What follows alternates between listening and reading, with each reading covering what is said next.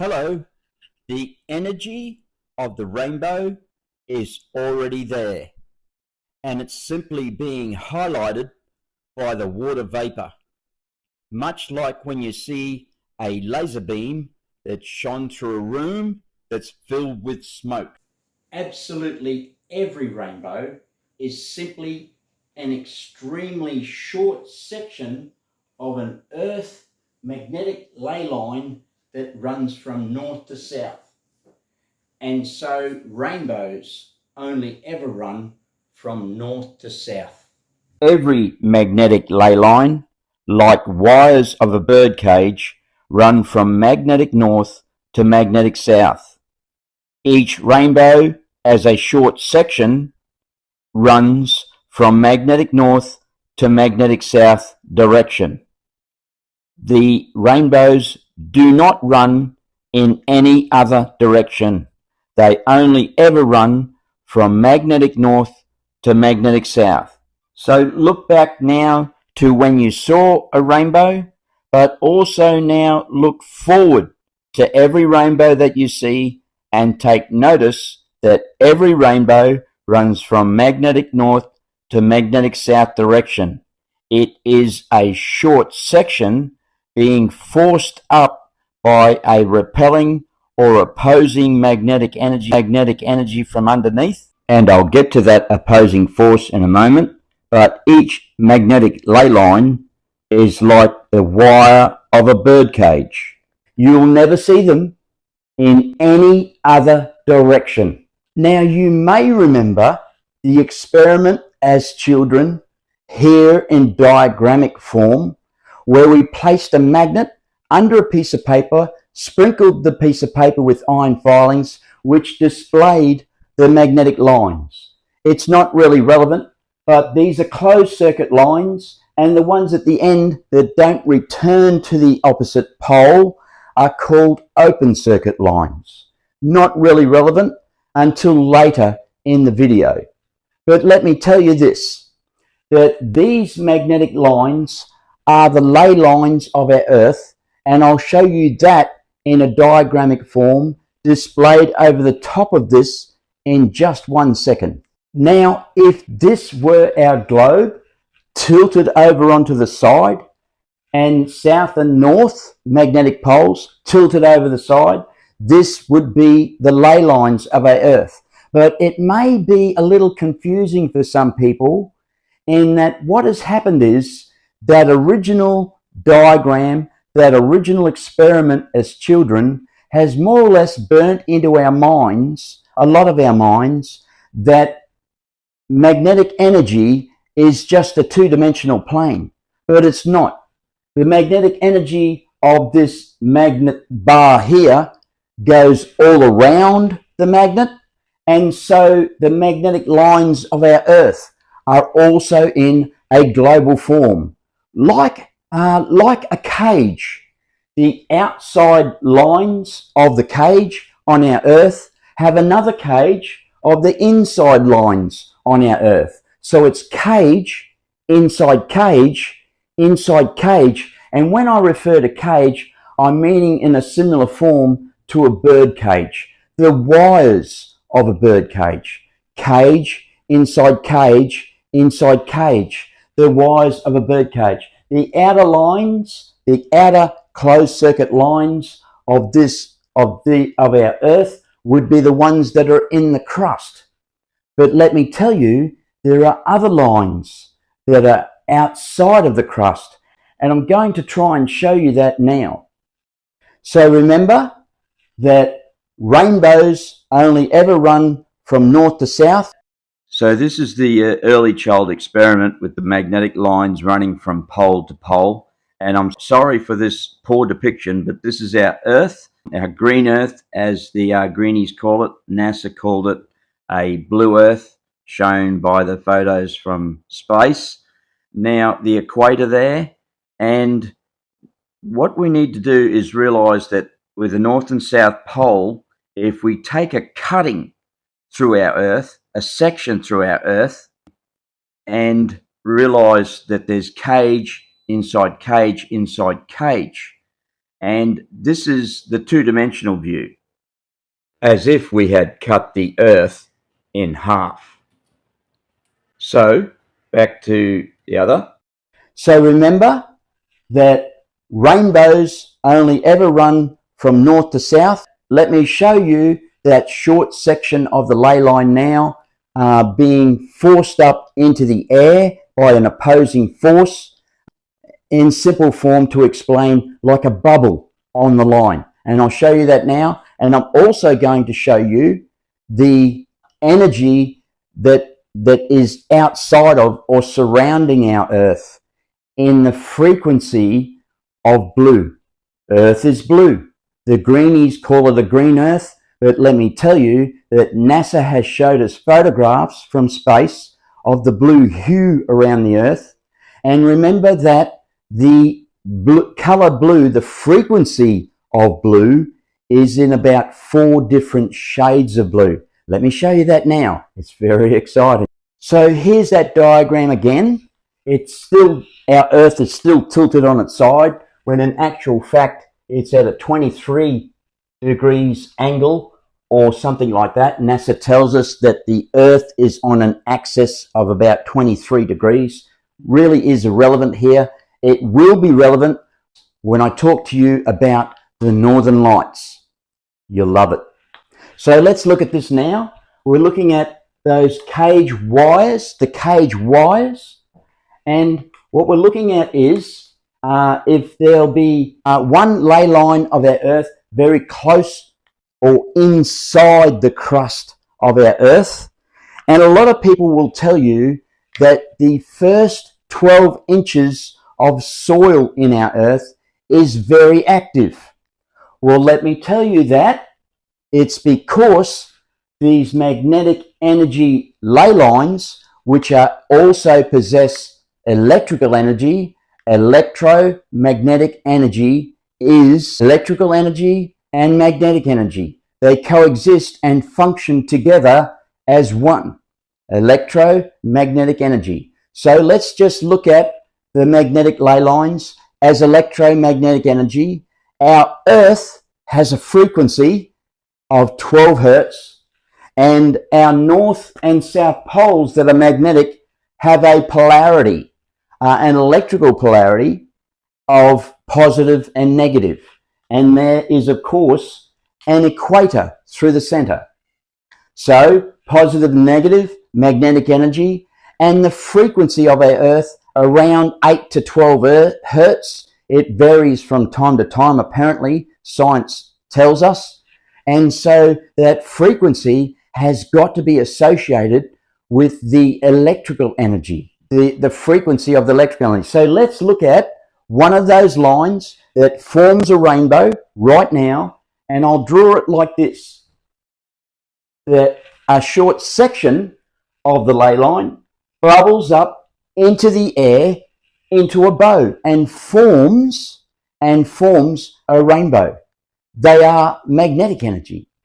Let me show you a little bit more evidence in mechanically wise that you can relate to. So we know that, remember from that original diagram I showed you, the experiment of the two-dimensional view. Well, if we were to take a two-dimensional cutting through our Earth, those magnetic lines, which are ley lines of our Earth, would be on top of it and below each other.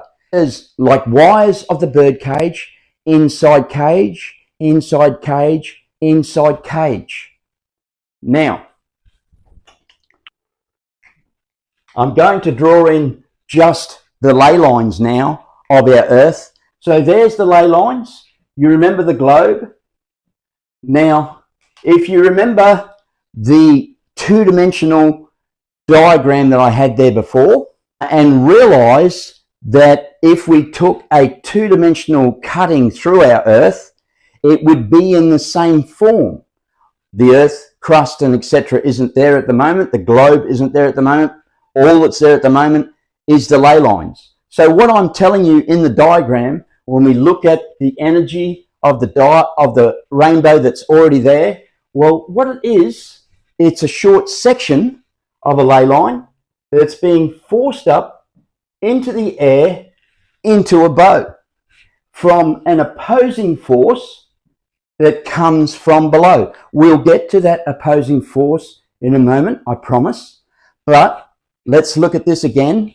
And when we see a rainbow, sometimes we see two rainbows. Can you see that yet? Sometimes we see three rainbows, and I've heard people reporting that they've witnessed four rainbows. So let me show you, some of you have seen that already without prior knowledge, that two rainbows are simply like that. And let me show you, of course, that three rainbows are simply like that. Remember from the diagram, it's something that everyone, including science, has missed the fact of, that two-dimensional view, that original diagram that shows north and south and the magnetic lines on that diagram, well, we've really missed the main point there. But when we look at that diagram, it's showing us that the magnetic lines, the closed circuit lines from pole to pole, are above and below each other. It's not a coincidence that the diagram shows us that. Now, on our Earth, there's gaps between the lines, of course, and maybe, just maybe, the gaps between the lines are filled with weaker energy from each line. Maybe there's a spillover from each line that adjoins the energy with the neighboring magnetic line. So this original diagram, science really has missed the greatest fact there, is that magnetic lines are in line above and below each other in the diagram, and of course in the Earth, that causes 2 and 3 and sometimes 4 rainbows on our planet. Now, rainbows are always on the move. The magnetic ley lines of our Earth are always on the move because the magnetic poles are always on the move. There's a recent show on TV that tells us that the magnetic north moves back and forth through true north at about, I think I remember them saying 25 kilometers an hour or 25 kilometers per day or something like that. But if you've ever been a kid and chased a rainbow like I did in the paddocks on the farm, you'll know that rainbows are always on the move. It's because initially that the magnetic poles are always on the move. The magnetic poles have ley lines, or have magnetic lines that run from pole to pole, from north to south pole, and therefore the magnetic lines are also on the move, just like the poles are on the move, and that's why the rainbows are on the move, and that's why the rainbows are above and below each other and on the move. But let me show you this, that this opposing force, remember that these lines are above and below on top of each other, and when this opposing force comes, and I'm going to tell you more about that opposing force soon, let me tell you that when this opposing force comes and forces maybe just one rainbow up into the air, that we know that it's not there constantly. Well, it's only while the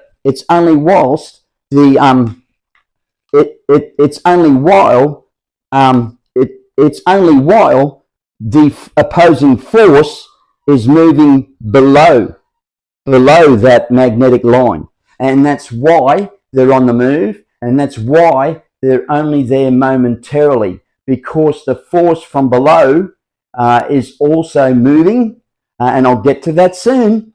And so that's why the rainbows are on the move and only there momentarily, while that force is poking that piano string up into the air, poking that wire cage, that wire line of the cage up into the air, and forcing just that short section to bow up into the air. I call it bubbling. in simple terms, that the magnetic line is bubbling up into the air. And let me tell you now that I now call rainbows, I call my rainbows angel bows. Isn't that beautiful? I've got more for you, and it's all exciting. You're going to love it. So stay tuned to this video and let me show you some more. It's all fantastic. And it's not the only theory that I have. My book called The Holy Grail of Science. Once you've watched this video on rainbows, then go to the book called The Holy Grail of Science, which will tell you another 100 facts in our Earth and solar system and sun. Bit too much for now, isn't it? But let's look more at rainbows and let me convince you some more. Let me show you some facts that will fall into place in your mind, and I'll show you how true it is that magnetic energy is the cause of rainbows. Magnetic Earth ley lines are the cause of rainbows. The next lot is fantastic. Stay tuned. So there are those lines again of magnetic energy. And if you can imagine our globe in there again, and especially that two-dimensional view that we saw as children, how important that is to be able to see that the magnetic lines are above and below each other. It wasn't just coincidence that that early experiment as children displayed that. Now, the reason why we're in such a view at the moment is so that you can see this straightened out coat hanger on the ceiling. And north is that direction, which is different to where it's pointing right now. Right now, the coat hanger that's been straightened out, it wasn't induced with magnetic energy in any way, but it naturally forms as a compass needle. Magnetic north is about 7 or 8 degrees left of where it is now, but during this video I want you to be able to watch how that coat hanger acting as a magnetic compass needle will point and move. It's moving right now, so point and move in different directions, and that has something to do with that force from underneath.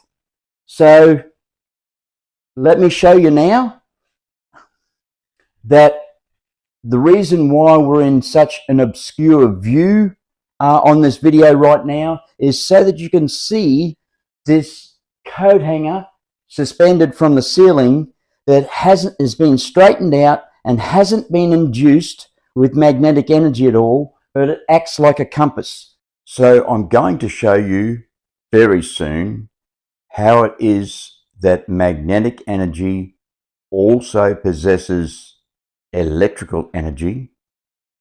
Some good hard facts on that. It basically boils down to the fact that our Earth has a north and south magnetic poles and the equator, of course, and that our Earth also has a frequency of around 8 to 12 hertz. Science tells us that it varies from time to time. And the frequency, of course, is to do with electrical energy, the electrical component of electromagnetic energy. Keep your eye on that straightened coat hanger wire that hasn't been induced with magnetic energy, and it naturally performs as a compass. Keep your eye on that throughout the video, and also go back in the video and you'll notice it up in the top corner there, moving around earlier in the video that I saw. And of course I'll video from underneath that compass wire moving and place it up in the corner of the video as soon as I know how. So what I want to tell you right now is that from the original video you can see that the energy of the rainbow is already there, and it's simply being highlighted by the water vapor, and that it's a magnetic ley line is what I'm telling you. And so you never see a rainbow higher than about 800 meters in nature. And so in the ocean, the magnetic ley line lives in the bed of the ocean, and where the ocean is deeper than, let's say, a kilometer, 1,000 meters, then you'll never see the rainbow, you'll never see the magnetic line bow higher and break the surface of the ocean that's deeper than 1,000 meters, 1 kilometer. I've been asking sea captains now for about 7 or 8 years if they've ever seen a rainbow in the open ocean that's deeper than 1 kilometer, and in some places we know it's about 10 kilometers deep. And all of them, about 40 or 50 over those 7 or 8 years, said no. They all said no, I haven't seen a rainbow. But half of them turned to me and said, I was already aware of that, and why is it that I haven't seen a rainbow in the open ocean? And I filled them in. Recently at the Spiritual Centre, as a spiritualist ordained minister, not my church, but another church I was at, a lady approached me and she said to me, hey, are you the rainbow guy? I said, well, I might be. What's going on? And she said she was from the Navy. My guess is the Australian Navy with an Australian accent. And navies talk to navies talk to navies. Remember that. And she said, everybody in the Navy is now looking for rainbows in the open ocean, but we haven't seen one yet. And I said, well, maybe my words got around. So the other thing is, the other fact that you can also get involved in, well, some of us, I'm going to talk to you about mountains. I'll talk to you later on the blackboard in diagrammic form in more facts about the magnetic ley lines and rainbows in the mountains. But right now, I want to tell you another short story, in that my theory says that the magnetic ley line lives in the bed of the mountain, and so you'll never see a rainbow higher than 800 meters in the mountains. I've been looking for photos for about 5 or 6 years of rainbows in the mountains, not an artist's impression of a rainbow in the mountain. I mean genuine photos in the mountains, because there's lots of moisture in the mountains, just like there's lots of moisture out at sea. And I haven't seen a photo yet of rainbows in the mountains. But I also had a friend on social media who is a Sherpa on Everest, and I asked him and a couple of other chaps, a couple of other Sherpas, I should say, whereabouts in elevation in the mountain that they've started to notice rainbows are forming. And only one of them said to me that his family have noticed that the rainbows only form just outside the village. I don't know which village in Everest area, but of Nepal, but I will say this, that some of the villages that are close, that you might think that the Sherpas are operating from or living out of, some of those villages are in an elevation of around 2,500, 2,800 meters. And so I'm going to explain that soon, why it's a bit higher than I had predicted. And you'll love that too. It's in blackboard form. So now I want to jump back for a second and give you some more facts about the frequency of our Earth and the color of the hue, that bright hue that NASA has photographed from space. it relies on the fact that the color blue starts somewhere around blue purple, which is purple is the color next to blue in the rainbow, and goes right through to the other color, the other side of blue on the other side of the rainbow, whose color just escapes me right now. It's not important, but what we need to know, look at that compass needle moving, hey? What we need to know is we need to know that blue exists in a variation of frequency, which means a variation of color, because every color exists in a frequency. So let me draw the Earth again, and this time I'm going to draw it in its proper position with north and south in its position. And so what we have is magnetic north, magnetic south, and I spoke about those ley lines that are like wires of the bird cage and how they bubble up into the air. Now, what we need to remember is, if I was to show that original diagram or experiment superimposed over the top of our Earth again, we would actually see that I spoke about one of the ley lines, one of the wires of the bird cage, so to speak, per se, sitting in the crust of our Earth. Now, a lot of people will tell you, are aware that the first 12 inches of soil are very active in our Earth. I might suggest that the electrical component or the magnetic component is somehow attracting acidic moisture, more so in the crust, of course. But in regards to that first 12 inches of soil that builders and others take note of being very active, is that it rusts out the bottoms of steel poles, which I've seen recently, having a pole just simply fall over, rusted at the bottom. And also that it damages the brickwork in the lower parts of a building.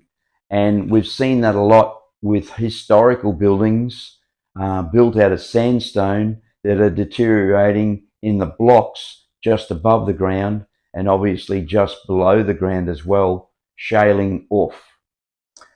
So that may be the reason why that first 12 inches of soil, which is what somebody actually said to me quite some years back, is so active. But also, let me tell you that this fact, that our sky is blue, and so the ley lines, the magnetic ley lines of our Earth extending from the North Pole, very obviously create that blue color in the sky. Now, the reason why that it is a blue sky, I believe, is because when the magnetic line isn't in an Earth that is primarily iron, that it's on its own as a closed circuit line and is weaker and displays that light blue. Let me say that the blue hue seen in NASA photographs is a different color blue, of course, and that it is another frequency of blue just in the outer space. I'm not going to go into the terms of whether it's in the stratosphere or anything like that, but what I am saying is that the blue hue that we see from the NASA photographs in space are a frequency of maybe that 12 hertz, but most certainly a frequency of the ley lines. It's the energy of the ley lines displayed in space. And let me also say there's quite a number of facts about the atmosphere differing, of course, in these two different lines, in these two different areas of magnetic energy that are in the frequency of blue Earth. So next, I want to give you some more facts or some reasons why some searchers might come up with the fact that magnetic energy doesn't possess electrical energy. Let me tell you this, that I found out throughout my time that there seems to be, or appears to be, two different types of science.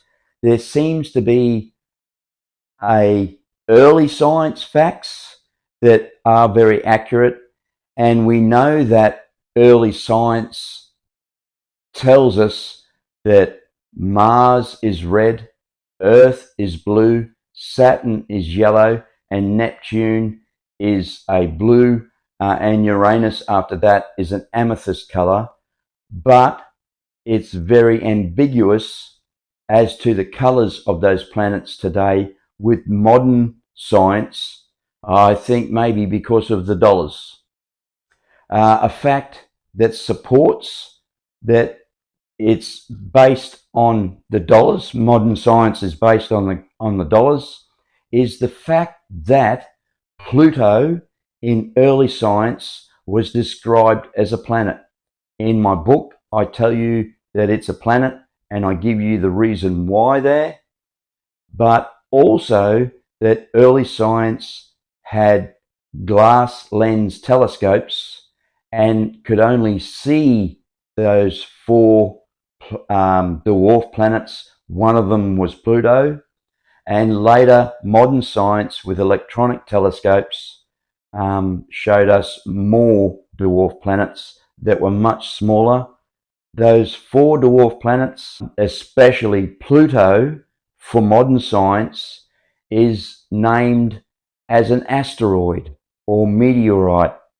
It's also described as moving in and out of the solar system next door, or one of the other dwarf planets is. Some of the other dwarf planets are, but Pluto is forever being renamed as a planet, and then a meteorite or asteroid, or satellite or planet or something like that. And I can tell you that early science named it as a dwarf planet. It is a dwarf planet, and modern science, as I say, are more for the dollars and notification. So what I'm going to show you now is I'm going to show you some more hard facts, of course, about rainbows. Back in a second. So hello again. This is, it's a poor depiction of it, but this is a depiction of a mountain.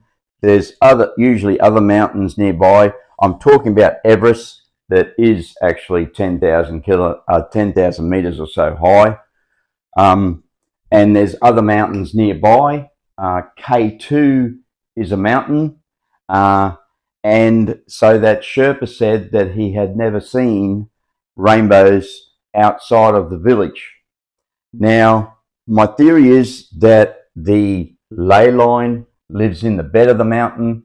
We won't see rainbows from this ley line any higher than 800 meters. If the line was forced up there. But we also remember, this is why I described that the ley lines go out into our sky and create that blue there, in that the lines that are in the sky travel through here, and where they cut through a mountain is a highly likely place where a rainbow will form because of the metal that's in the mountain at those lower regions. So what I'm saying is that the sky is blue because the energy is weak, because the lines only return to each pole, the closed circuit lines only return to each pole and don't have any iron ore to give the rainbow, the magnetic line, any real magnetic strength. So what happens is the mountain does, and that's so why we see them at 2,500 or 3,500 or so meters high in the mountains, especially around Everest. But let me tell you, I've been looking for 5, maybe 6 years for photographs of rainbows, and not just artist's impressions that are superimposed, etc. I've been looking for photographs of rainbows in the mountains for about 5 or 6 years, and I haven't seen one yet. And I haven't been to Everest, where there is a real huge amount of metallic rock. But my guess is that the rock up top, it must be something to do with the ley line being weaker as it travels any further.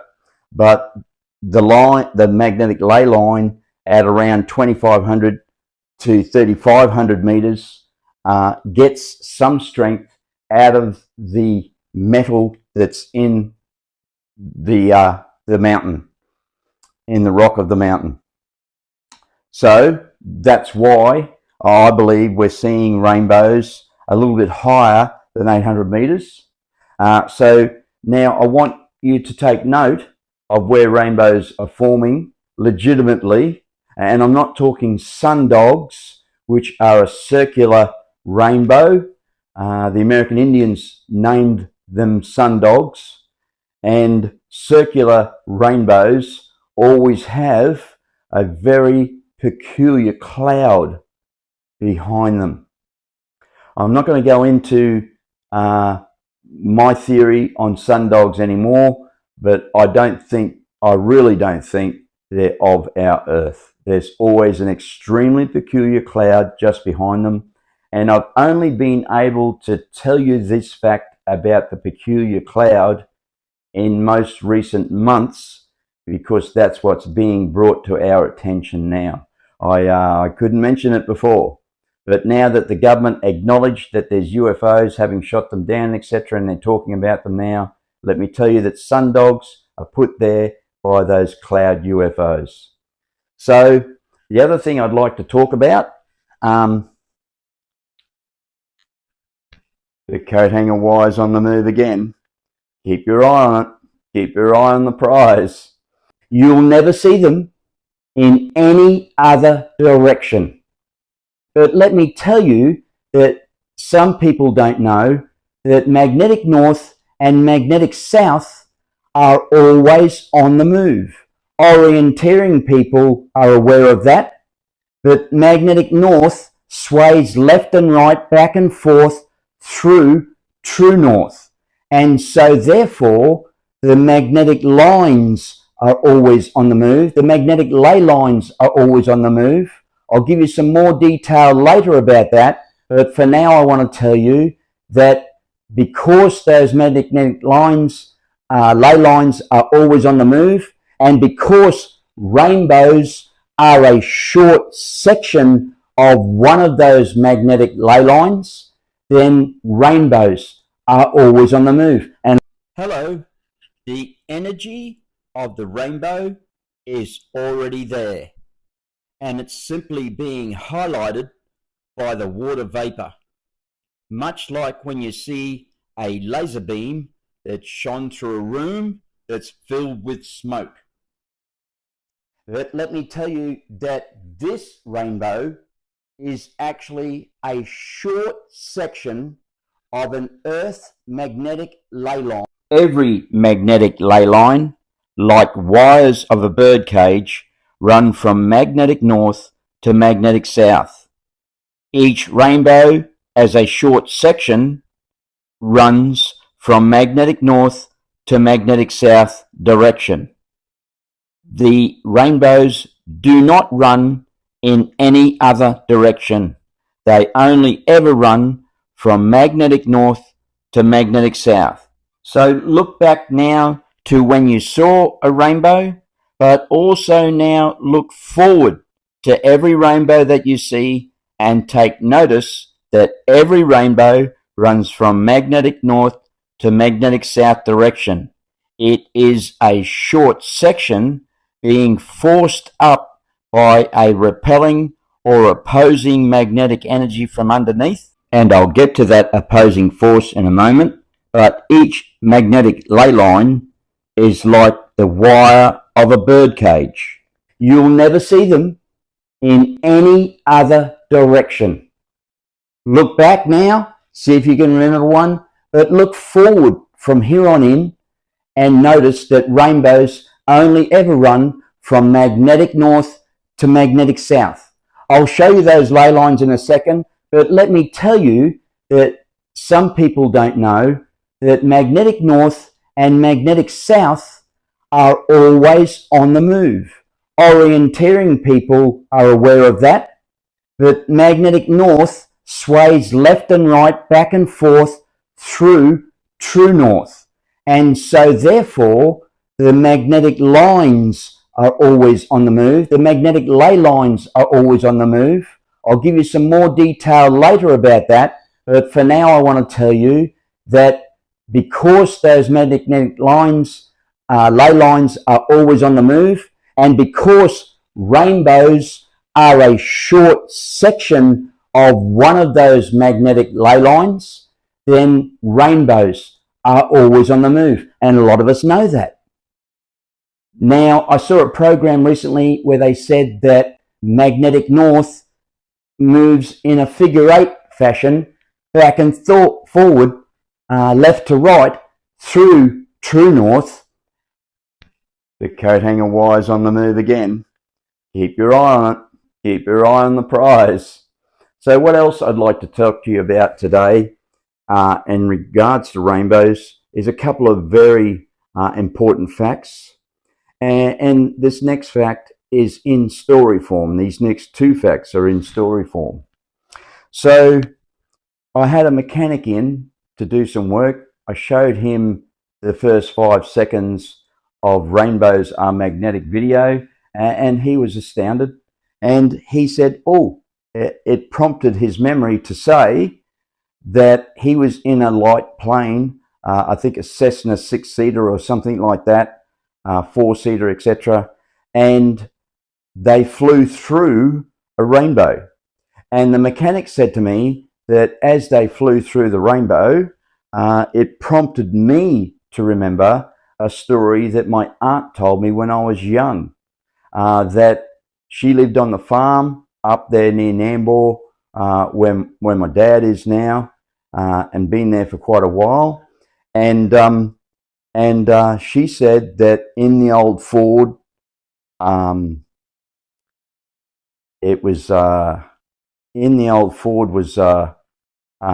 a 1980 Ford or something like that. She said that she drove through a rainbow, and the mechanic said at that time, he said that the cabin of the Cessna plane filled with quite bright, I think he said orange light, and that was when it prompted me to remember that my aunt said that she drove through a rainbow on the ground, on a road, and the cabin of the car filled with quite bright blue light. Now, what else happened was that I remember my aunt telling me that the hairs stood up on her arms, and it wasn't because, and the hair stood up on the back of her neck, and it wasn't because she was intimidated in any way. She's always been a hard-working lady there, and especially there on the farm at the orange orchard. And so what happened was I prompted the mechanic. I prompted the mechanic to ask him, did the hairs stand up on your arms? And he said yes, the hairs stood up on his arms. And he said that the hairs stood up on the back of his neck as well, and so too for the pilot. Great story. So what it does is it proves to us that there is energy in a rainbow. Now, the next thing that I need to show you is I need to show you the electromagnetic spectrum. Now, I'm going to save this voice and add in a video that shows us the electromagnetic spectrum. And what I want to tell you is that in the middle of the electromagnetic spectrum, you can see there is the visible light spectrum. Outside of the visible light spectrum on the electromagnetic spectrum is gamma waves, X-ray waves, microwaves, infrared waves, and etc. About 6 different energies or 6 different frequencies of stronger energy than rainbows, but the visible light spectrum is in the center. Now, science tells us, along with the electromagnetic spectrum, science tells us that electricity, especially in space, travels in photons. Well, not especially in space, is it? But electricity travels in photons. There's lots and lots of information that will show you that electricity travels in photons. I read something today, actually, that identifies the amount of voltage, the amount of the level of voltage, the amplitude of the voltage in each color. So you can check that out yourself. But what we've got to sort of remember is that the electricity traveling in light photons, which are particles of light, traveling in photons, which are particles of light, what we need to understand is that they're sort of like packages. These photons are like packages of energy which contain the voltage. Now, the voltage in different amplitudes depending upon the frequency, and the frequency, of course, being the color. I think I actually read that in there today that red is actually a lower voltage. Now, what we also need to know is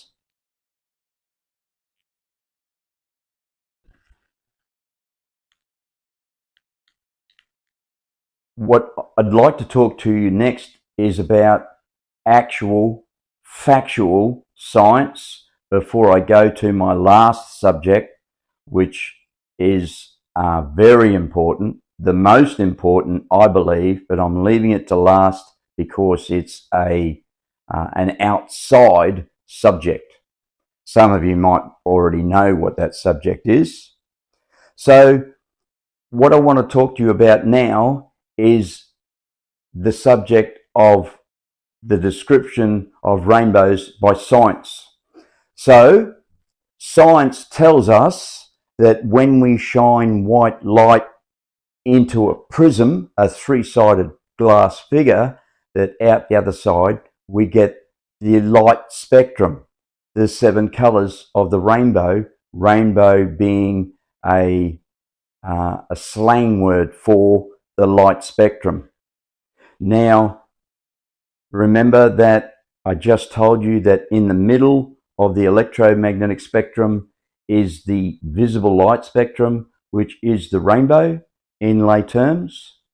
And so what we need to understand is that if science could show us white light, which is made up of the 7 colors, if they could show us white light shining into a cube and a light spectrum coming out the other side, they would show us. If they could show us white light shining into a sphere or a teardrop shaped glass or a glass sphere with a flat bottom because it's falling through the sky, then they would show us. But they tell us that a rainbow is created or formed from light refracting inside the glass prism, the light spectrum out the other side from the white light refracting. Now, raindrops are falling. Science says that the sunlight shines into each raindrop and refracts and creates that rainbow that is stationary in the sky. Of course, I told you that when it comes to 1, 2, and 3, and sometimes 4, they say, some witnessed 4, that it's a magnetic ley line. So, science can run with that. I don't have a problem with it, but I'm describing to you how my rainbows, and I call them angel bows, are formed. So, hello again. This is probably the last segment that I have for you this week or this month. There are others I thought of just a moment ago while I was on the phone to somebody for about an hour about rainbows are magnetic. But this one's quite important, and hopefully I'll think of what that other one was while I'm doing this one. This segment is all about trees. And it boils down to the fact, the general fact, that we never see rainbows amongst the trees. Some trees are quite high, especially the sequoias and stuff. But what I'm saying is that you never see rainbows coming out of the ground and etc. in trees, in the bushland, in heavy bush, in a rainforest is a good example. And it's because, in general, that the trees absorb the magnetic energy, the electromagnetic energy of the ley line when it bows, when it bubbles up out of the ground, out of the earth. The trees absorb it. We do see partial rainbows above the trees. I'm not even sure whether I've actually seen that before or photographs of that. I don't think I have. I don't think I've seen photographs of rainbows above the bush. Like, for example, there's lots and lots of people that live in the mountains that overlooks an awful lot of rainforest or just heavily treed areas, and I've never seen a rainbow, a photograph of a rainbow in that area above the trees. And I'm quite certain that it's because the trees absorb the energy. So the little bit of evidence that I've got to give you there that helps us see that rainbows are absorbed, the magnetic energy is absorbed by the trees, is the fact that there's a couple of scientific facts, and one of them is that science tells us that a tree more or less has some kind of heart function, but not a actual factual heart, some sort of heart function where it pumps moisture around the tree, and that's got to be generated or created by some sort of electrical energy in the tree itself. I'm not talking about rainbows yet. I've already said that trees seem to absorb rainbow energy, the magnetic energy.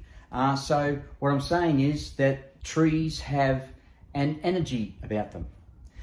Trees, and the greatest piece of evidence I can give you that trees have an energy about them is to say this, that we know that the first 12 inches of soil are very active, or I should say maybe reactive, that steel posts rust out in that first 12 inches for no apparent reason, and it's not the whippersnipper taking out a pole that's 6 millimeters thick, rusting it out. It's that activity or reactive soil that's in the first 12 inches, and I think that because the magnetic energy there of ley lines and the magnetic energy of two ley lines on the earth have a spread of magnetic energy that adjoins each line in between the ley lines. So it's like this.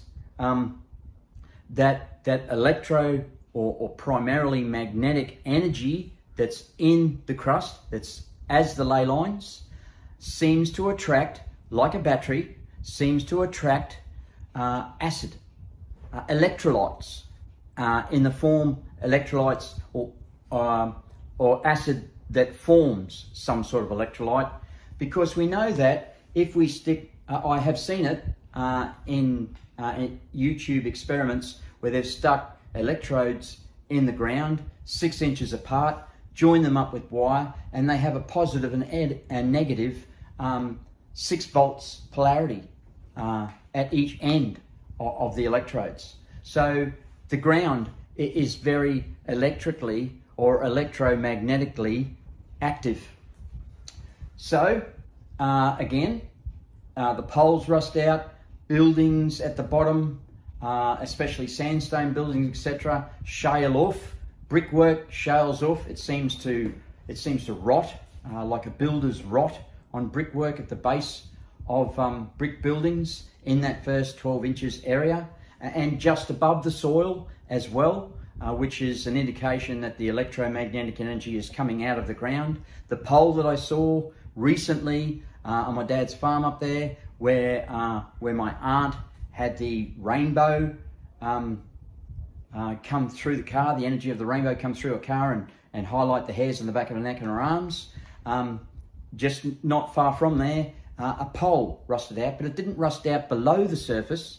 It rusted out just above the surface, where maybe the mist of where the mist of electrolyte might be. Maybe when we see fog laying close on the ground, maybe that's I don't know, some sort of mist of electromagnetic energy which has it has an electrolyte just there. So that pole rusted out just above the ground, etc.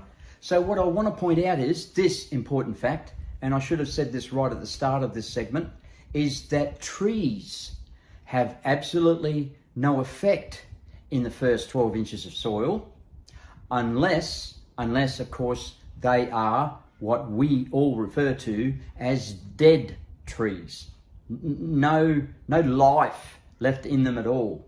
And so life, as far as plant life goes, it's live cells, which are just like a battery. The cells have a positive and negative polarity, plant cells, and tree cells would have a positive and negative polarity. And when that charge, when all the cells are dead, and all the cells make up, joined together, I should say, as like a tree is a family of cells or something, you know what I mean? So what I need to say there is that trees, live trees, never rot out, are never affected by that first 12 inches of soil. I hope you've seen the compass needle moving around there. I just remembered that the fan is on, but let me tell you, the fan doesn't affect the compass needle. I've been watching the compass needle since I put it in this house. I've been watching the compass needle, this particular compass needle, for about 2 weeks now. I've had it in other houses for decades, for a decade in one particular house. I had in this house that I've lived in now for about 12 years, I've had a compass needle suspended from the ceiling in the bedroom upstairs where I lived for about 5 or 6 years and watched it for those 5 or 6 years. Rainy days, especially like today, watching it move around. So the trees. And now what I want to do with the marker is I want to show you more or some suggestions on why we don't see rainbows amongst the trees. So I'm going to draw some trees in. And they're pretty lame looking trees, but when we see trees in the bush, here especially in Australia and stuff, let's say, I know it looks a lot like grass, but let's see this as trees. I'm no artist, and I'm going to tell you more about me in what I'm going to call the credits of this video. I'll tell you a little bit more about me, and that'll be just in a couple of minutes. So when the magnetic line bows up, and I'll never deny that the magnetic energy, the ley line, doesn't bow up in amongst the bush, in amongst the rainforest. It does. But I'm saying that the trees, which are full of electrical energy, the trees seem to absorb the magnetic ley line, and that's why we don't see photographs from the top of the mountain looking down amongst all the bush and seeing rainbows in there.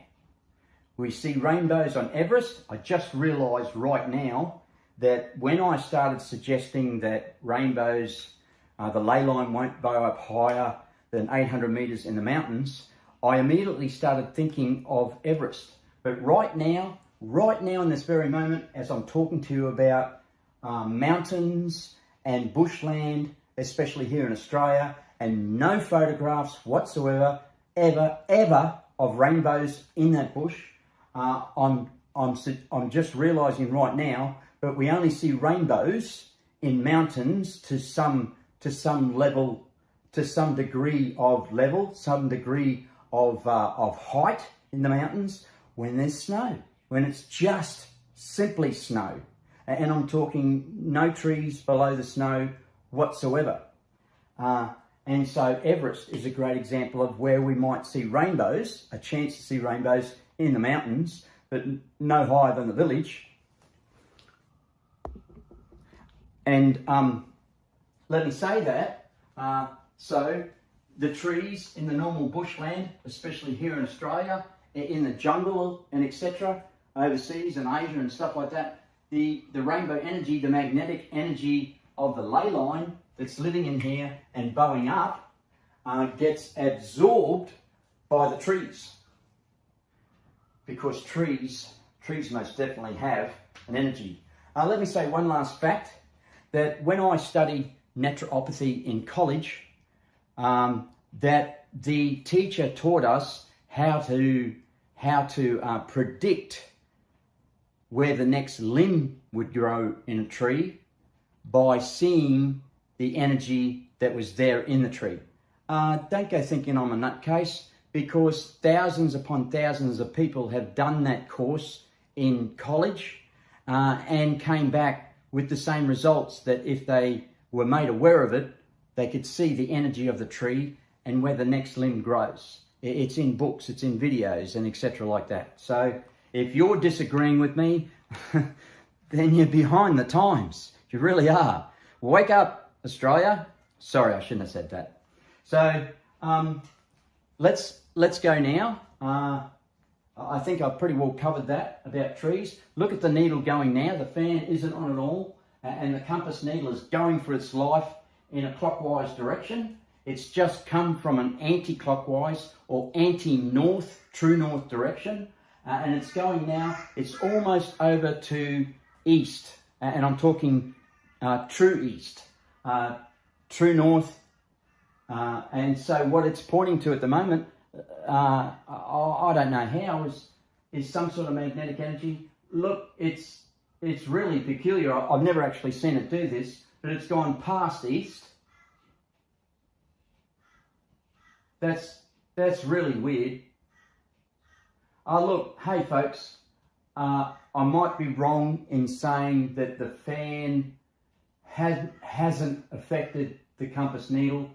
So maybe while I wasn't looking, maybe it spun the compass, that spun the twine that the compass needle is suspended from. I've never seen it turn 180 degrees. So today we're going to have to ignore that that compass wire, and it's wound up. It's been winding up in the couple of hours that I've had the fan on.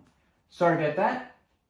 That's no good. I'm not going to cut it out of the edit. I'm just going to show you that that's what's going on there.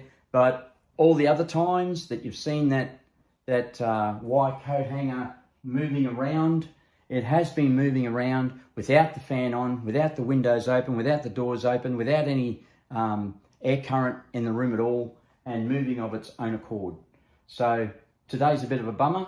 Maybe I might have to do this video again, this segment of the video again, but I don't think so. We won't worry about that, and I will leave it in the video so that you can see that I've made a mistake.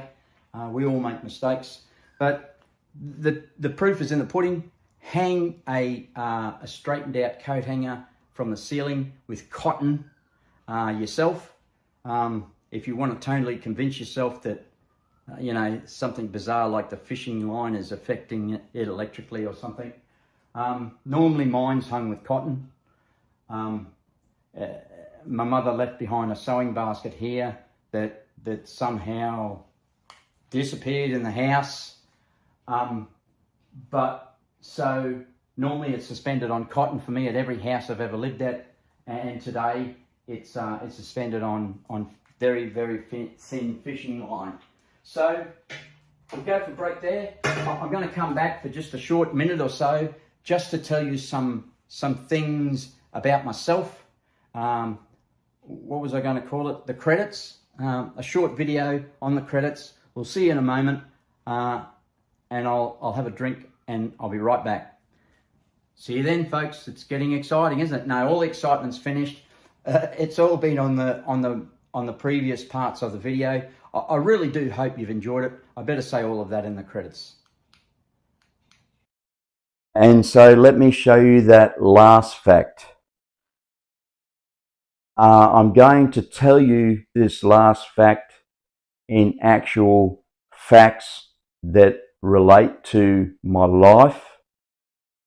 The mums might want to tell the children to go to bed right now. Some of them, I don't believe that children should be exposed to what I'm about to tell you until they're 18, because science tells us that children or younger people don't have reasoning, the function of reasoning in their mind, brain yet until about 18 or so.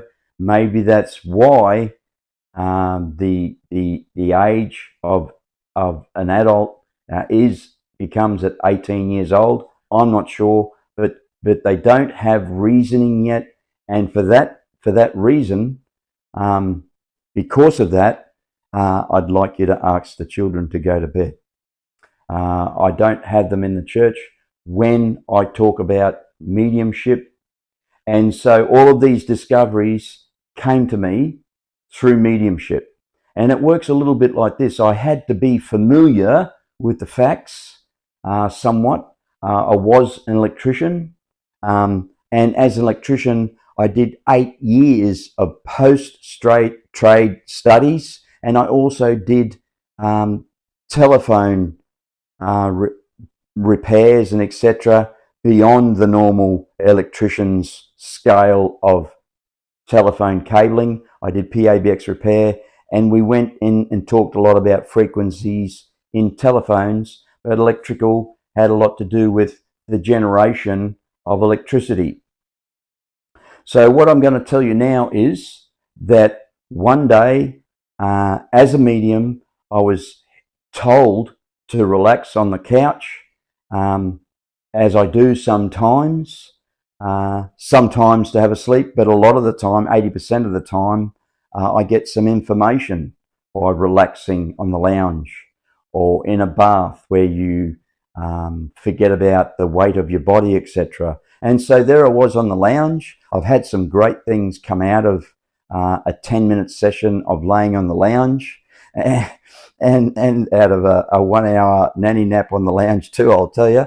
But let me tell you what happened was, I was prompted by my guides as a medium. I do a lot of prayer, being a ordained minister of Spiritualist Church. It's called the Sacred Path Spiritualist Church. And let me tell you that my loved ones in spirit, primarily my mother and other scientifics in science that are there all the time, and I won't go into naming those, but what I will tell you is this: They said to me, go to the local shopping centre that's about 6 or 7 kilometres from here. And so I went there in the car, and all there was a rainbow to see. This is exactly how it happened. And I said, well, what am I looking at? Why am I here, so to speak? And they simply said, we just want you to date stamp that rainbow, the date and the time of day of that rainbow. They simply said date stamp. So I date stamped it and went back home immediately, didn't go to the shopping centre, went back home, and it was about, I can't remember the exact time, it's written in the book, but it was about 2 days, and that one at the shopping centre was very early in the morning. So it was about 2 days, 4 hours, and 33 minutes later that I was prompted again. This time I wasn't sitting on the laying on the lounge, and they said to me, go to Spans Road in Beenleigh. They said to me, actually, go to Beenleigh. And I was driving through Beenleigh when I saw in the distance a rainbow. I got up there and they said again, date stamp. It was 2 days, 4 hours and 33 minutes from the first rainbow. And it was about 8 kilometres from the first rainbow as the crow flies in a straight line. So let me tell you now why I felt that I should follow these promptings by spirit. Like I said, I have to have some sort of prior knowledge or something in that area to be able to understand what they're talking about. So what happened was, in the past, I looked at an earthquake that happened on the east coast of New Zealand. It was quite a severe earthquake. It doesn't matter what city it was, but it was about, I can't remember exactly, but maybe it was about 4 days later and 6 hours. Another earthquake happened on the west coast of New Zealand. And what happened was that another earthquake happened after that at exactly the same interval, or it might have actually been maybe twice that interval, but it happened on the east coast of Japan. And then I noticed another earthquake on the west coast of Japan in the same distance in time and just about in actual kilometres distance as it was in the New Zealand 2 earthquakes. So that's what prompted me to follow my gut feelings as well when I was laying there on the lounge. Sometimes it's audient, sometimes it's not. A high percentage of the time, maybe 95% of the time, it's not audient, but I have experienced audience. So what happened was, the rainbow at the shopping centre, not far from here, another rainbow, 2 days, 4 hours, 33 minutes, not far from here, but in a straight line, about 8 kilometres. And I didn't know where the next rainbow was going to happen, but I had a feeling that it might have been in some way related to those earthquakes. I wasn't actually consciously thinking about the earthquakes, but they were there in the back of my mind, prompting me to follow what became a stronger gut feeling because of the earthquakes, of course. And so I put a prompt out on social media asking if anyone had seen any rainbows. And I kept reposting, deleting the old post and reposting the same post by copying again and again, not sharing, but reposting the same post again and again. And what do you know?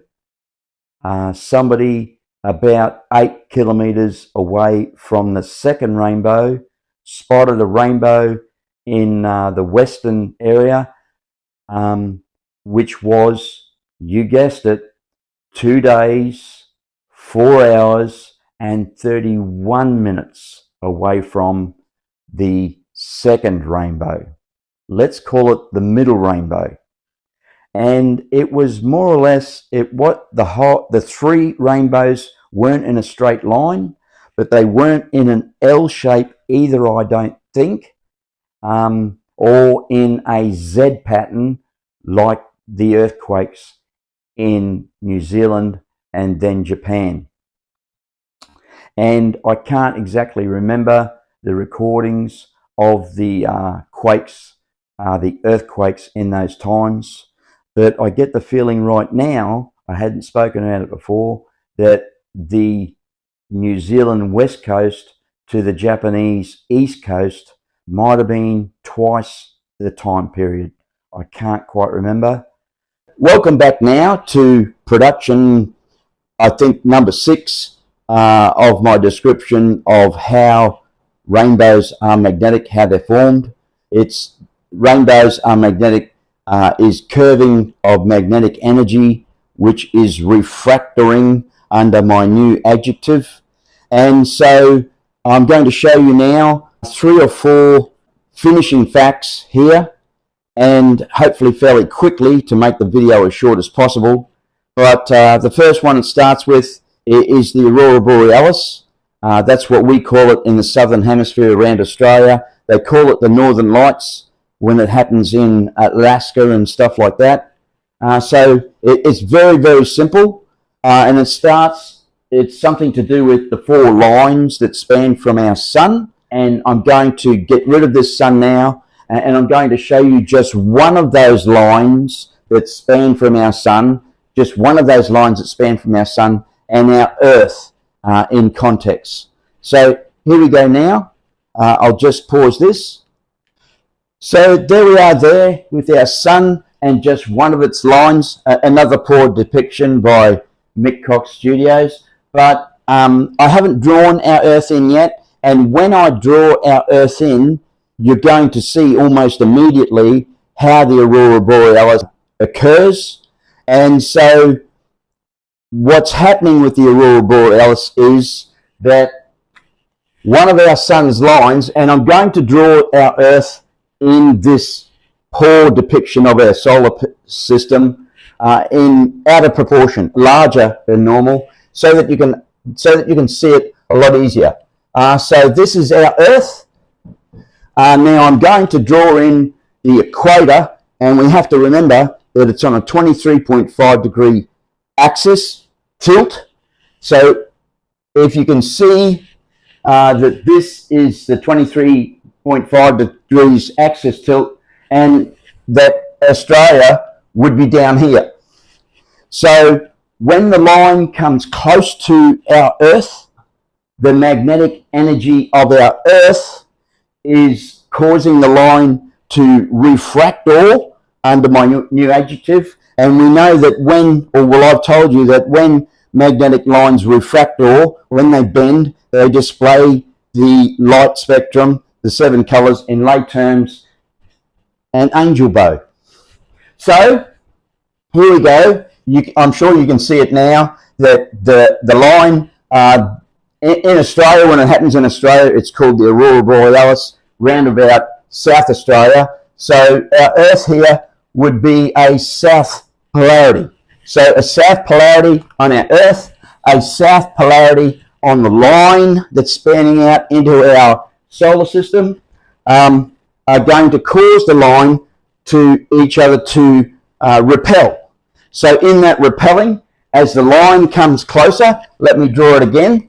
Australia is here, and as that line comes closer, if the line were coming here, so to speak, then as it comes against the Earth and it's being repelled, it warps. Now, the Aurora Borealis for Australia, and it happens again in the northern hemisphere, called the Northern Lights. Of course, the line that affects the Northern Lights, it might be this way or something, and it's in a northern magnetic polarity. So you can see that when it comes close to our Earth, for the Aurora Borealis to happen in Australia, the magnetic line spanning from our sun is simply refractoring and warping and bending and And I think because the colours are a little bit obscure, has something to do with maybe the magnetic energy mixing together or something. So anyhow, there it is, nice, short and sweet. The next thing we're going to move into is I'm going to tell you, let me rub this out now. It's a real quick one. It's something that I woke up with this morning or yesterday morning, and let me tell you it really quick. It's a bit of a mathematical equation, believe it or not, and what I'm going to explain to you is how it is that the Earth spins. How it is that the Earth rotates. Now, all of my life, especially as an apprentice, they taught us in electrical college, in magnetic theory, they taught us that magnetic energy also possesses electrical energy. They called it, identified it in science as electromagnetic energy. I'm quite certain that they still teach that to apprentices today. And throughout the last 7 or 8 years, to prove that fact to people, I've been Google searching it and showing it to them written that electrical energy contains magnetic energy and magnetic energy contains electrical energy, etc. When we get electrical energy flowing through a cable, the magnetic energy is around the cable. And so the greatest example I can show you in similar form to that is that our Earth is a magnet. The moon is a magnet. All of the other planets are magnets. They have a north and south polarity, and every one of those other planets and satellites, like our moons, have a frequency. So our Earth, it has a frequency, they say, of somewhere between 8 to 12 hertz. Now the hertz are electrical energy. The magnetic energy is north and south polarities, but I'm telling you that frequency directly relates to electrical energy. A lot of people are in tune with that aren't even in electrical. So let me show you this, that in simple terms, our Earth is an electric motor. Now let me show you something before all the naysayers start disagreeing. Let me show you this. Yeah, you're all saying right now, how come is it that it only spins every 24 hours so accurately, etc.? It doesn't relate to 8 or 12 hertz of frequency, but maybe, just maybe, there's a different frequency in the core of our Earth that is the electric motor part. So maybe, just maybe, the 8 to 12 hertz is the frequency that's being measured on the outer cores. I'd explained in my book that the outer cores are made from different frequencies when our Earth was developed. So I'm going to show you this, that if you have, we have here in Australia 50 hertz, 50 cycles per second, and we have, of course, 60 seconds in a minute. So the revolutions per minute are simply the hertz. I'll write it up there. Hertz times by minutes, seconds, which is minutes, and that will give you RPM, revolutions per minute. Okay, so with a two-pole motor, and that's a motor that has 2 poles and a spinning rotor in the center. Now, with a 2-pole motor, we have 50 hertz times by 60 seconds equals 3,000, what should be 3,000 RPM. But in electrical college, they taught us that every electrical motor has what they call slip. So the slip of this 2-pole motor finishes up with an RPM of around 2940, I think it is. Maybe it loses about 1 cycle per second or something, but there's slip. So it should be doing 3,000 RPM, but it's impossible. And every two-pole motor will do exactly 2940 from what I gather in memory from college. So why is our Earth spinning at exactly 24 hours per day? Well, there's slip involved. It is an electric motor, and there's slip involved. That's how extremely simple it is. And look at that compass needle on the move. So next we're going to show, to kick things off in this last segment, I want to jump back to the Aurora Borealis, the Aurora Australis, for just a second. Now, we do know, when we remember from seeing the Aurora Borealis in videos and etc., photographs, etc., that it has a greenish tinge, quite a strong greenish tinge about it, branching into a sort of like turquoise. Now, what that is yellow and blue make up green. So what you're looking at is blended colors of a magnetic refractor line in the Aurora Borealis. And I explained earlier in the video how the Aurora Borealis is created or generated by our Earth, and one of those, this is out of proportion, of course, how one of those lines from our sun have a tendency, say this is our sun, and this is a south magnetic line, and this might be Australia here on the other. So what happens is, in the late evening, that the sun's line warps, it bends, it curves, and it blends some of the magnetic energy of the 7 colors. Maybe the colors in the center of the line of the magnetic spectrum, maybe those center colors are the ones that are curving and blending the yellow and purple together to give you a sort of a turquoise color of the Aurora Borealis. And blending is the main thing, and the magnetic line wobbling and curving and carrying on. That's the Aurora Borealis, what we see. Now, so what I want to tell you is, now that we understand that I've jumped back and used that word blending of colors, blending of magnetic energy to create the Aurora Borealis in that greeny turquoise color.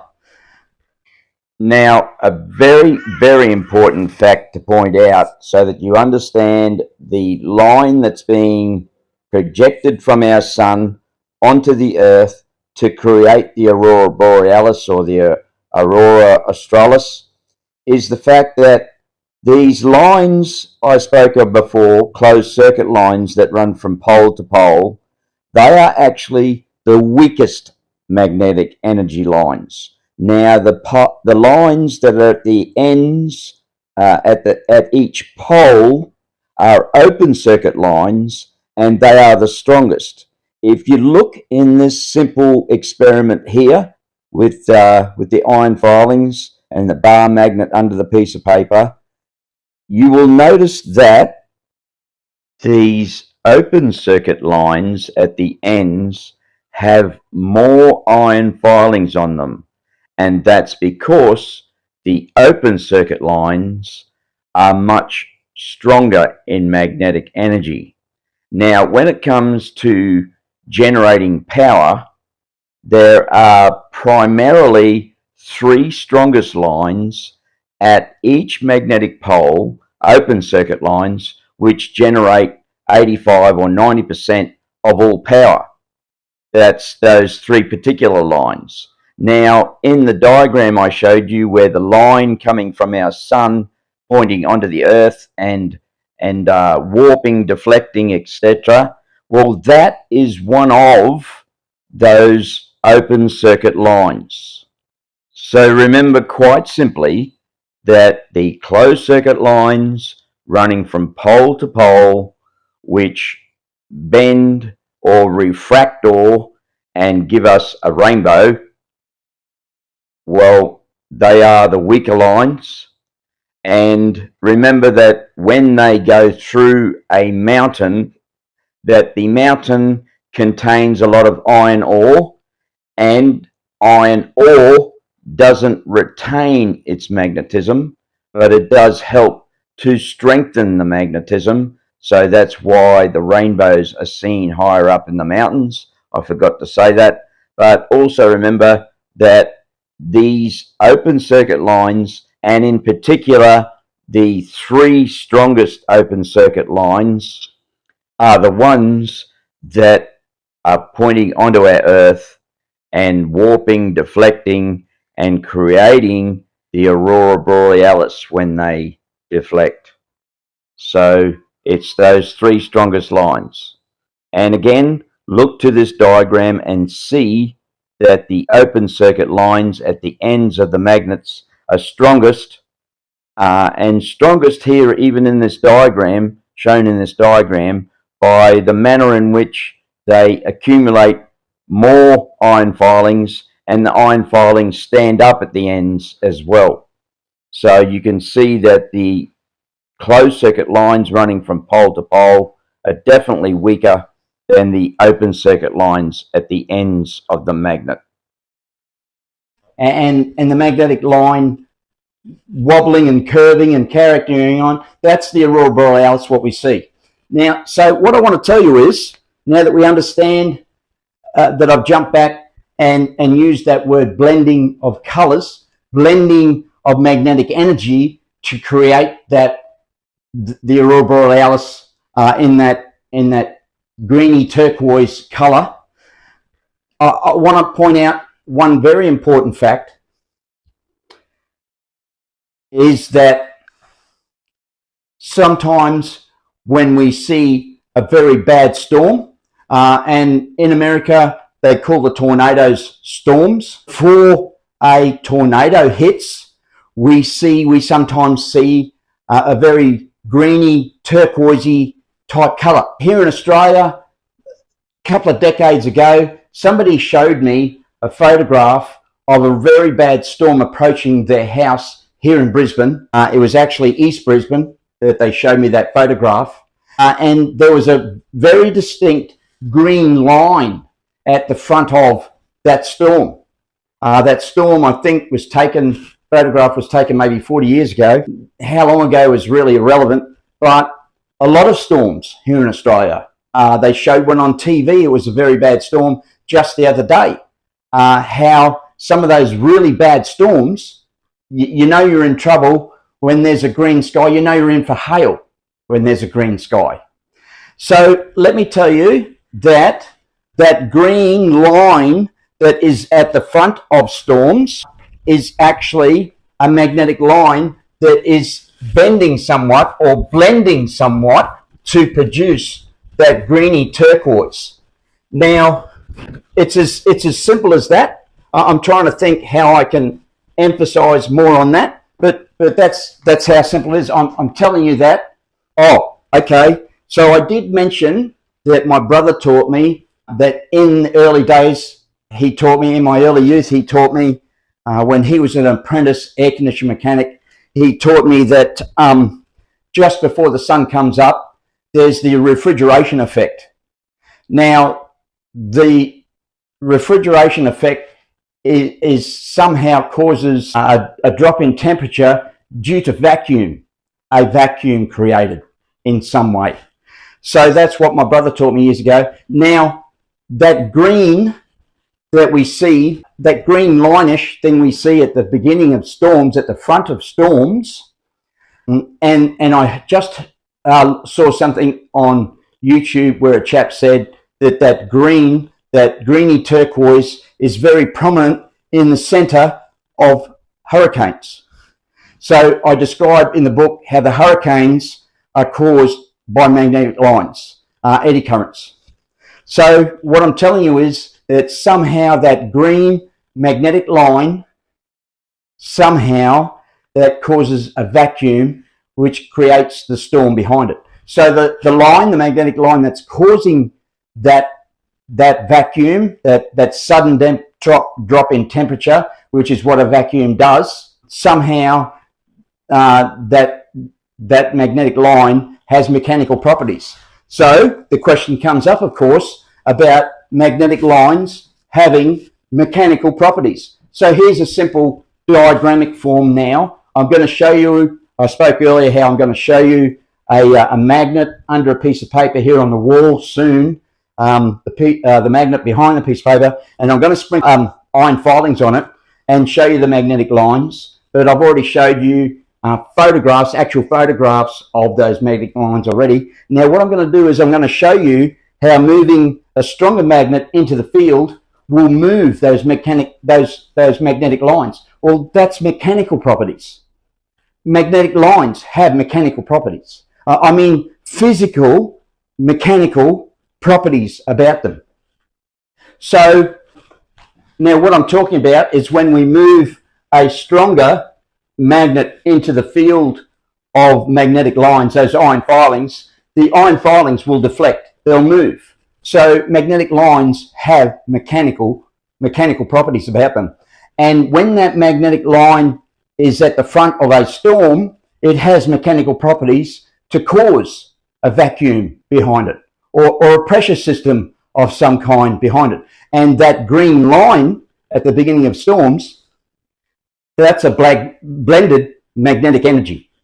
Simple as that, folks. So, of course, I'll have a listen back to this video after I put it up as the final portion of the video at the moment.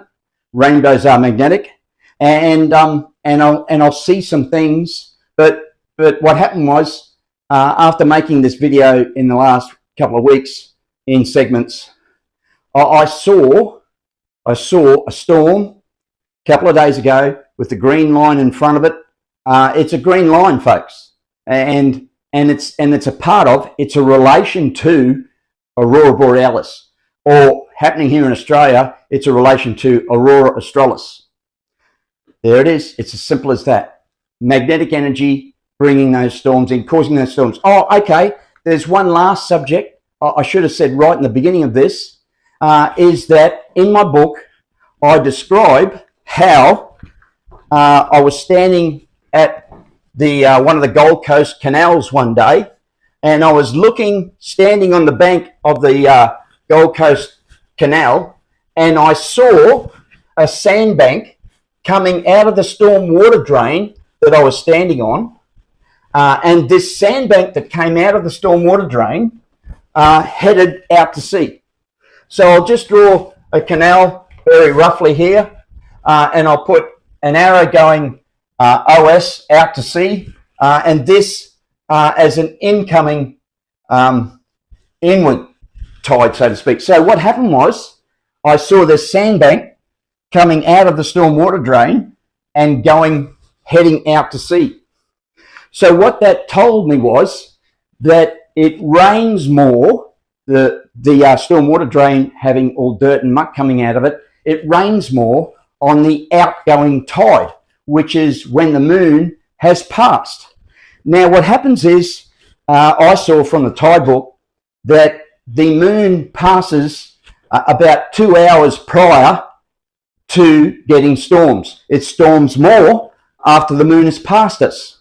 So those mechanical properties about magnetics, the moon is the thing that causes tides, etc. The moon is also the thing that causes the storms, and other planets passing by our planet cause bigger storms. So what I'm saying is that that green line at the front of the storm passing by is somehow causing a blended color initially, that greeny turquoise, and when we see greeny turquoise in a storm, we know we're in for hail, and so that hail is caused by the magnetic line creating some sort of vacuum by a lower or higher pressure system before or aft the green magnetic line. It's related to Aurora Borealis. It's a blended color of magnetic energy. That again is your lot for the week. We'll see you again soon, hey? The ley lines. Now, I did mention that the magnetic north and magnetic south are always on the move.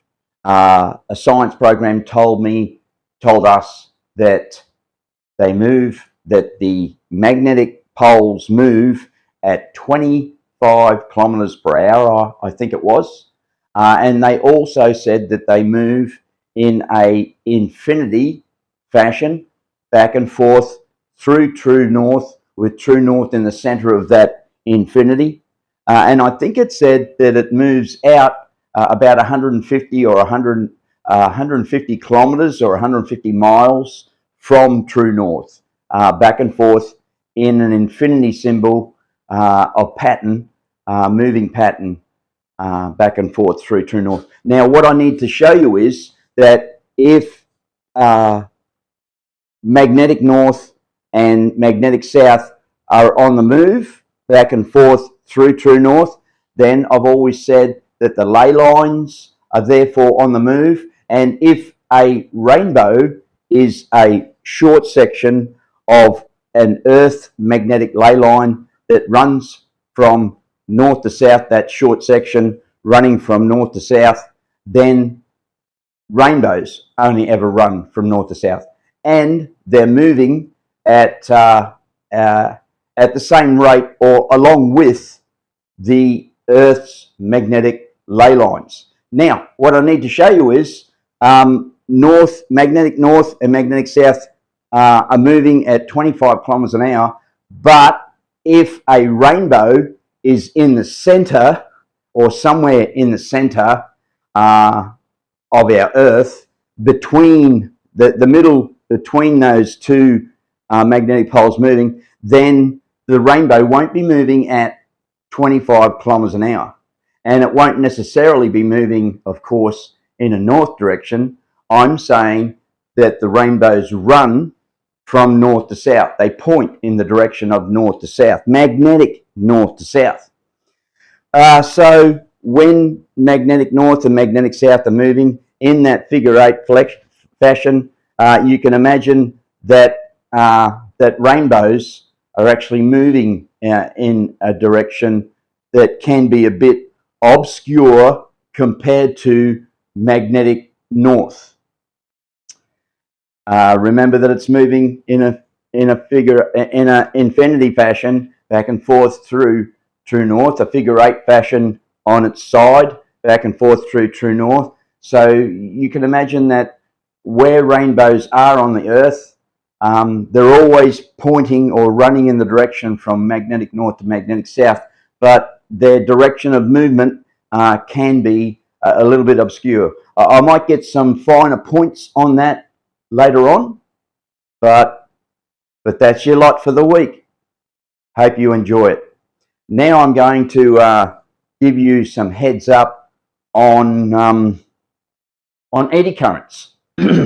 Eddy currents. I might even make eddy currents a separate video to explain, but I don't know a great deal about eddy currents. I only ever remember what they taught us in electrical college as Sparkies in the subject called magnetic theory. So it's strange that they have a subject called magnetic theory, because attraction and repulsion is two things that definitely exist, but they're still a theory. So yeah, okay. So let me get to the point. Eddy currents. Now, eddy currents, they told us in college, were a nuisance effect in every electrical circuit. Now, let's clarify an electrical circuit. An electrical circuit is an electromagnetic circuit. So we know, and I've banged on about it quite a few times in video, that magnetic energy is the primary energy of electromagnetic energy, and in its most natural form, it is magnetic energy. And it's not until we have movement within the magnetic field that we produce a higher percentage of electrical energy. Now, let me tell you that the Earth has north and south poles. Those north and south poles have an electrical polarity of positive and negative. And let me say that there is also an AC, an alternating current component within our Earth. Now, the proof that alternating current exists within magnetic energy is this fact, that our Earth and every other planet, which are simply just magnets if we want to talk about them in lay terms, they all possess a frequency. And a frequency, of course, is alternating current. If this is the zero axis here, then alternating current is in a sine wave up and down each side of the zero axis with peaks. RMS is the value that we quote, and it's about 0.636 or something. 0.636 of the peak is the RMS value. So 240 volts here in Australia is actually got a higher peak of, I don't know, somewhere around about 320 or 340 or something like that, peak volts. Now, DC is, if this is the zero axis, DC is a straight line above the zero axis in a positive direction. And if you were measuring the negative polarity, it would be negative. So if it's 10 volts, it's 10 volts in a straight line. Direct current, that's why they call it DC, direct current. It is directly across the scale, whereas AC is in a sine wave, alternating current. So the frequency exists within alternating current, and so the frequency of our Earth is has a measurement of cycles per second on it. So now the most important thing I have to tell you today about electromagnetic energy, which possesses electrical energy and magnetic energy, but primarily magnetic energy in its most natural state. It travels in light photons, and on the electromagnetic spectrum, gamma waves, microwaves, infrared waves, X-ray waves, radio waves, etc. In the center of the electromagnetic spectrum, you can check it out, is the visible light spectrum, the 7 colors, in lay terms, the rainbow. It travels, electromagnetic energy travels in photons, which are particles of light. Visual light spectrum in the center is traveling in light photons, and it's maybe somehow the DC a higher component of DC or something. Well, science actually shows us on the electromagnetic spectrum that it has a frequency, that the visible light spectrum has a frequency. But anyhow, I say that when a magnetic line bubbles to create a rainbow, I say that bubble is refractored, not refracted, which is what science says about light shining into a prism. It refracts. I say that the magnetic energy refractors, and a rainbow is refractored magnetic energy. It somehow displays the light spectrum, the visible light spectrum, where it somehow displays that in a visual effect. Now, the most important thing I have to tell you is that over the last 7 or 8 years since I've been playing with rainbows and bringing out the facts and stuff, since I saw a video on rainbows and contemplated what I saw for quite a few years before I ever did any videos. what happened was that all the time, to make sure that I was saying the right things and my memory was correct, I would Google search electromagnetic energy to check that it does possess two energies, electrical energy and magnetic energy. Electromagnetic energy, it's a little bit like the word emotion, which is energy in motion. All emotion is energy in motion. And every emotion can wear you out, even that comedy movie, not just the action-packed Van Damme movies, and of course Steven Seagal. So not just those movies can wear you out, wear out your emotion, your mind. Every movie, comedies, love stories, etc. So where was I? Sorry about that. Yeah, so I Google searched to find that electromagnetic energy possesses two energies, and every time I Google searched it, it definitely said, especially in that science organization app called, and some of the others, they all said that electromagnetic energy possesses two energies. And I Google searched it when people would say to me, "Are you sure of that?" type of thing. So that was every couple of years I would Google search. And so over the last 7 or 8 years, I've Google searched electromagnetic energy to verify that it possesses two energies for quite some time. But recently, in the last few months, it doesn't say that anymore, especially in Quora. I think it says in Quora that it doesn't possess two energies. It's just one energy. And then there was another one that said that it's a colloquial term. Electromagnetic energy possesses two energies, but it's a colloquial term in some way. Anyway, just wanted to put that in. I'm going to put this on the end of the video, and maybe put some writing in where I explain eddy currents and where I explain. It's a bit quick. I'm a bit hesitant this morning. I haven't done a video for a while. Haven't done much speaking lately. So anyway, that's your lot for the week. I hope you enjoyed it. And it's goodbye from me and goodbye from little Karma for now. Okay? She's a lovely little lady.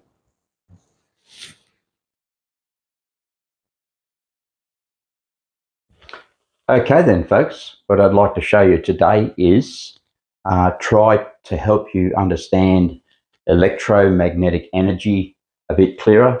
And remember that the visible light spectrum, in lay terms, a rainbow, is in the center of the electromagnetic spectrum. I know I bang on a lot about electromagnetic energy, but it is the foundation of, or the principle of all of this, all of the theories that I'm showing you.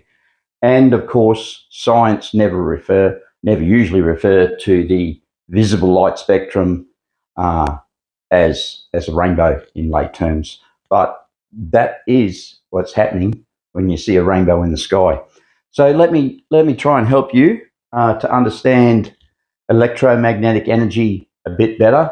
It's actually two energies that coexist together and function as one, more or less on a set of scales where primarily electromagnetic energy is, in its most natural state, is a magnet. But those scales, when we get movement of the magnet or movement within the magnetic field of a magnet, either movement of the magnet or movement within the magnetic field of a magnet, we produce more electricity. So you see here, I might just go back again and we'll have a look. Some of you might have seen it, some mightn't. So what we've got here, that depiction there is a good way to, it's not a fantastic way, but it's a good reflection, or a good way to understand how DC energy is, direct current battery energy is. And you can see that that water is very, very still. So what we're going to look at next is the alternating current component, the electrical component of magnetic energy, of electromagnetic energy.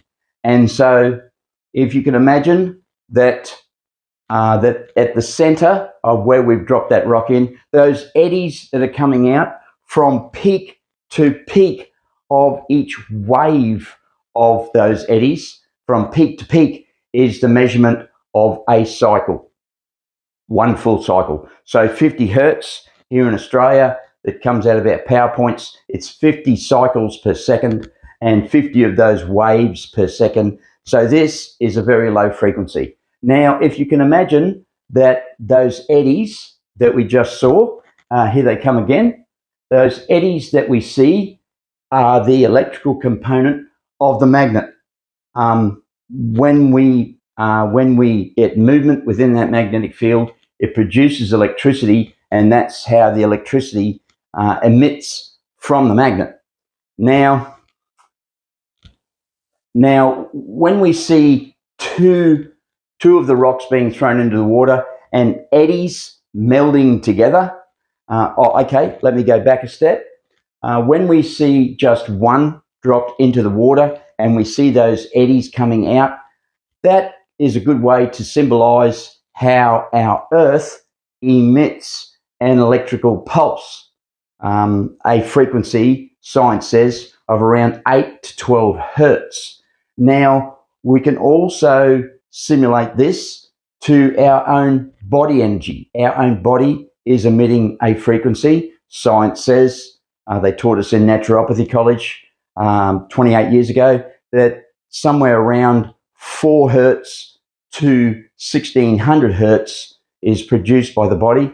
And I read recently that during sleep, in the beta waves, alpha waves, and etc., you get down to around 4 hertz, and I think it said even lower than 4 hertz. So maybe they taught us the wrong thing in college. So if you can imagine there, we'll go back a step and just look at those two rocks that were thrown into the water. Now, if you can imagine that when you see those two rocks thrown into the water, that those two rocks, here's one, here's another, when those two rocks come in, let's say that this big rock here is one person, and this small rock here, or this small rock down here, is another person. There was 3 people, and what happens is the energy melds together. So